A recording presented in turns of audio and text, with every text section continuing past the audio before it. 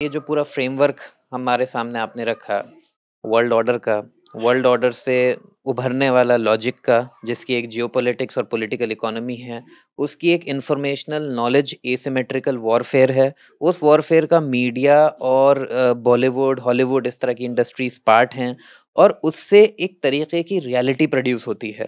और हमने पूरे इस जो डिस्कशन में ये कंपैरेटिव नज़र भी डाली कि भाई हिंदुस्तान में जो हो रहा है वो किस तरह से सिमिलर भी है और डिससिमिलर भी है। कि भाई फ़िलिस्तीनियों की जो लड़ाई है वो नेशनहुड की है, जो हिंदुस्तान में मुसलमान की लड़ाई नेशनहुड की नहीं है, वो डिग्निटी की है, इक्वलिटी की है। और इसी कॉन्स्टिट्यूशन में, इसी कंट्री में रहते हुए एक एक रिप्रेजेंटेशन की है।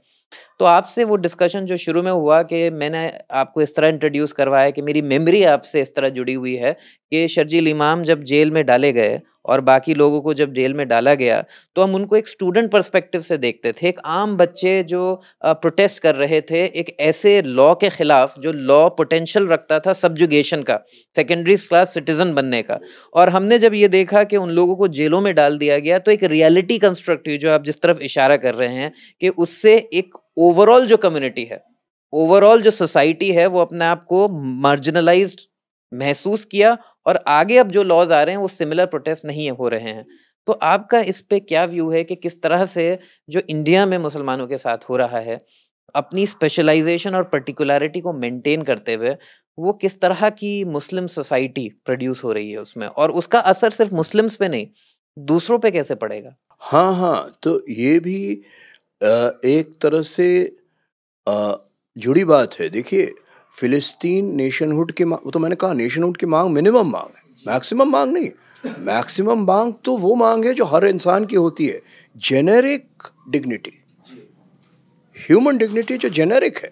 वो सिर्फ राइट्स और स्टेट और लॉ के तक सीमित नहीं है, वो एक तरह से सीमित और इन्फिनिट। तो मैं फ्रेंच फिलोसोफर अले बदियू से काफ़ी कुछ, मैं उनको एक तरह का गाइडिंग लाइट मानता हूँ मेरा आज के दौर में, जो कहते हैं कि राइट्स ऑफ द इन्फिनिट को हम वो देना पड़ेगा, उसको प्राथमिकता देनी पड़ेगी। तो पैलेस्टाइन का इन्फिनिट डिमांड क्या है या इन्फिनिट संभावना क्या है, और पैलेस्टाइन का फाइनाइट डिमांड क्या है? फाइनाइट डिमांड है स्टेट, पर इन्फिनिट डिमांड वही है जो इंडियन का भी वही डिमांड है, मुस्लिम का वो डिमांड है, दलित का वही डिमांड है, महिलाओं का वही डिमांड है। और डिमांड से ज़्यादा उनकी चाहत है कि हमारी जो संभावना है जेनेरिक ह्यूमन लेवल पर, पीपल जो हम बात कर रहे थे, उसमें एक जीवंत और बिल्कुल जोरदार हिस्सा लेने का, तो वो नहीं रहेगा तो कोई भी स्टेट जो बनेगा या नहीं बनेगा, वो एक बहुत ही अनस्टेबल, अनहैप्पी सा, एक अजीब सा कॉम्प्रोमाइज़ होगा। स्टेट में अगर कोई संभावना है, और मुझे इसके बारे में शक है कि कितनी संभावना है फ्रैंकली, फिर भी अगर है तो वो इन्फिनिट या असीम, उसको आप ट्रांसेंडेंस कहें या ना कहें वो आप सोचें, लेकिन फिर भी मैं सीमित और इन्फिनिट का फर्क करता हूँ। अनबाउंडेड, बिल्कुल। जब कोई लिटरेचर की बात होती है तो वो अनबाउंडेड से वो एक खास फॉर्म बनता है, कविता, गज़ल वगैरह। लेकिन गज़ल में वो गालिब की के एक शेर का मैं कई बार आजकल मैं उसके बारे में बोलता हूँ।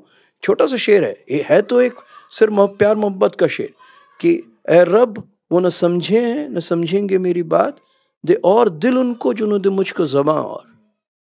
है तो वो मोहब्बत का शेर कि माशूक को मैं तो बहुत सीमित बोल सकता हूँ, लेकिन माशूक को समझने की असीम ताकत दे। पर है ये असीम की संभावना, ये माशूक से पीपल तक जाने की ज़रूरत है, इस सोच को जो गालिब जैसे शायर ही पैदा कर सकते थे अपनी इतनी सिंपल सी बात में, है ना। तो ये मेरी, मैं इस समझ को आगे बढ़ाने, आगे क्या बढ़ाने वाला कौन हूँ ये। अब इसमें आता है हमारी रियलिटी, जिसमें जब शर्जील को पकड़ के जब अरेस्ट किया, पकड़ा, और फिर शर्जील की पॉलिटिक्स पर बात हुई, तो मैंने बार बार कहा कि शर्जील की पॉलिटिक्स, शर्जील की अनकंडीशनल, उस समय मैंने इन्फिनिट शब्द का इस्तेमाल किया हो ना किया हो बड़ी बात नहीं, अनकंडीशनल लेकिन solidarity. Unconditional solidarity infinite solidarity का ही हिस्सा है, जी जी या इन्फिनिट पार्टिसिपेशन का हिस्सा है। जी इन्फिनिट पार्टिसिपेशन से हम फाइनाइट डिबेट्स पे आ सकते हैं, बिल्कुल आ सकते हैं, लेकिन फाइनाइट डिबेट की वजह से इन्फिनिट से काट दें किसी को, ये बहुत बड़ी नाइंसाफी होगी। और ये लिबरल्स ये नाइंसाफी सुबह शाम करते हैं, और उसमें लेफ्ट उसका हिस्सा है। और मैं अपने आप को लेफ्ट में ही एक तरह से उस जमीन से ही मैं भी पैदा हुआ हूँ, लेकिन ये सच है। तो ये चीज़ आज हमारे यहाँ एक तरह से अली बदियू अपनी किताब में कहते हैं कि ये बात दोनों है कि कुछ लोग अरेस्ट होते रहेंगे, जेल में बंद कर दिए जाएंगे। क्यों कर दिए जाएंगे? जहाँ जाहिर है कि लीगल कोई कारण है ही नहीं, वो खोखला है, सबको पता है। बेल के खिलाफ क्यों पुलिस हर बार कहती है कि बेल मत दीजिए, लीगली अगर देने के कारण है तो भी मत दीजिए, क्योंकि देने से गलत मैसेज जाएगा। कई एंटी सीए वाली मूवमेंट के दौरान जो लोग अरेस्ट हुए, उमर के साथ, शर्जील के साथ, अलग अलग कारण थे, लेकिन एक कारण रहता है कि ये मैसेज गलत जाएगा कि आप आवाज़ उठाते हैं और पब्लिक में ऑर्गेनाइज करते हैं, तो इससे लोगों को एक तरह से वो इंसाइटमेंट मिलेगी, है ना।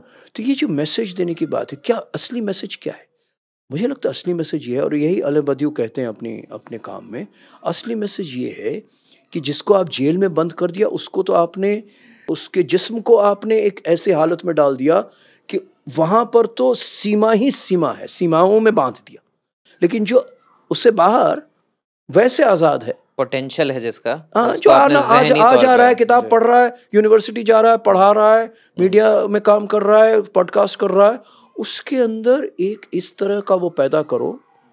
एक तो आपके साथ भी हो सकता है, पर उससे भी ज़्यादा कि यही बात थोड़ी देर पहले भी हुई थी, ये ब्लैकमेल है कि इस दुनिया की सीमाओं के बाहर कुछ और है नहीं, इतना ही है जो है, इसलिए जेल जाने का क्या फायदा?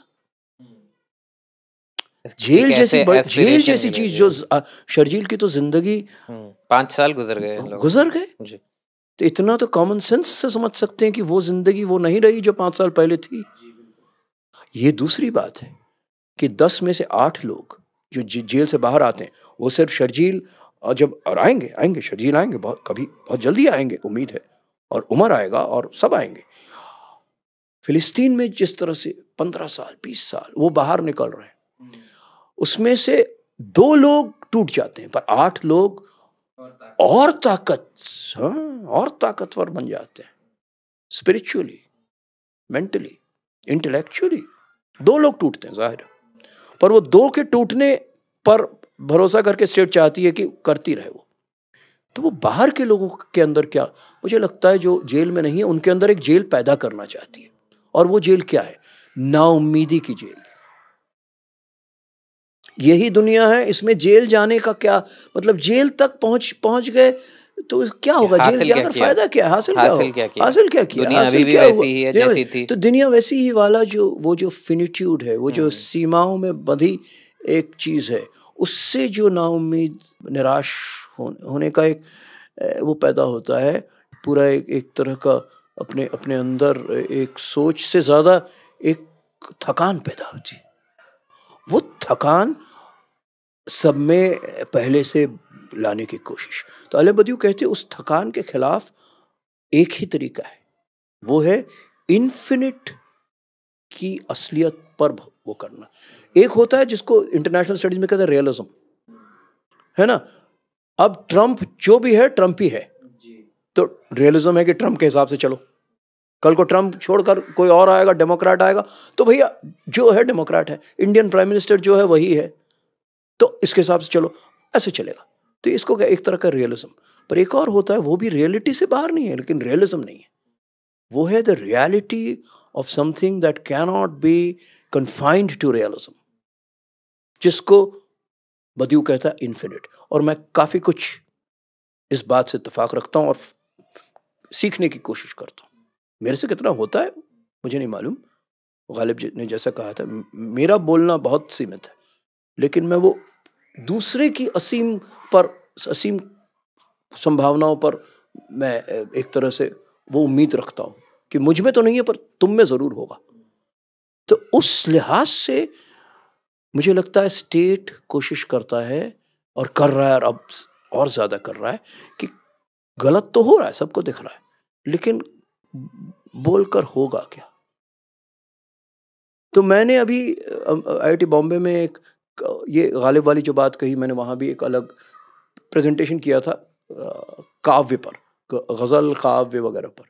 तो मैंने शुरू में एक ऐसे कहा कि देखिए इस तरह से मेरा, मान लीजिए मैं थिएटर कर रहा हूँ, एक नया सीन मैंने पैदा किया, एक इजाद किया, वो ये था।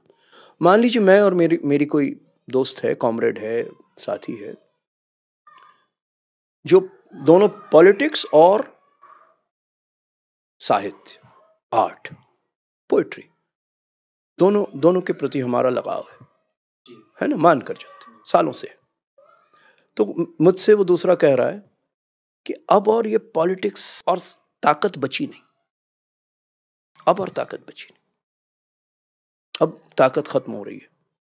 पॉलिटिक्स, समाज बदलना, प्रोटेस्ट करना, एग्जॉस्ट हो गए एग्जॉस्ट हो गए, अब और नहीं। तो मैंने कहा मैं शायद ये पूछूंगा, हाँ एग्जॉस्ट तो हो गए, तो क्या आर्ट, कविता से भी एग्जॉस्ट हो गए? तो कहेंगे नहीं, बल्कि उल्टा, क्योंकि पॉलिटिक्स एग्जॉस्ट हो रहे हैं और ज्यादा आर्ट और कविता की जरूरत महसूस होती है, उसमें और अपने आप को झोंक देने की इच्छा होती है। तो मैं कहूँगा अगर उसमें झोंक देने की इच्छा होती है, अगर वो ऊर्जा है, तो पॉलिटिक्स में भी झोंक देने की इच्छा है अब, क्योंकि दोनों का जो एसेंस है, वो एक्सप्रेशन ऑफ इन्फिनिट, वो इन्फिनिट है, न कि फाइनाइट।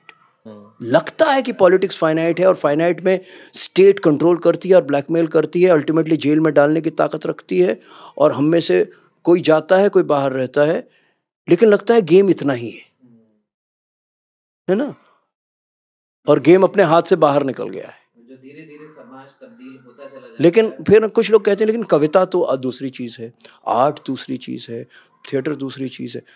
अगर हम कहें कि नहीं, दोनों में सच्चाई एक ही है, रियलिटी एक ही है, कि दोनों में संभावनाएं सीमाओं के बाहर भी हैं, भले ही वो सीमाएं बहुत ज़्यादा हम पर हावी हों आज।